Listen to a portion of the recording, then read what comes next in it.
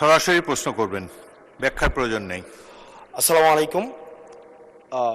যেহেতু শিক্ষার নিয়ে কথা হচ্ছে, আমাদের বর্তমানে মাননীয় স্পিকার, আমরা যদি বর্তমান শিক্ষা ব্যবস্থা দেখি, আমাদের এন্ট্রান্স ইনস্টিটিউশনগুলোতে বিশেষ করে প্রাথমিক শিক্ষায় আমরা দেখছি যে ভর্তি প্রক্রিয়াতে আমাদের এখন দুইটা পদ্ধতি প্রচলিত ছিল। এডমিশন বাই মেরিট আগে প্রচলিত ছিল, এখন সেটা কনভার্ট হয়েছে এডমিশন বাই লটারির মাধ্যমে হচ্ছে এখানে বাচ্চাদেরকে ভর্তি করা হয়।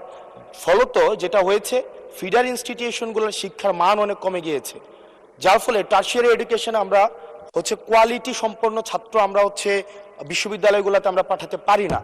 এখন মাননীয় মন্ত্রী মহোদয়ের কাছে আমার প্রশ্ন থাকবে, এই যে প্রাইমারি স্কুলে বাচ্চাদেরকে ভর্তি করানোর ক্ষেত্রে আমরা কি ভর্তি প্রক্রিয়াটা আমরা পরিবর্তন করব কিনা, নাকি এই যে এডমিশন বাই লটারির মাধ্যমে আমরা নিব এবং মেরিটকে আমরা হচ্ছে সবসময় হচ্ছে দমায় রাখবো, নাম্বার ওয়ান।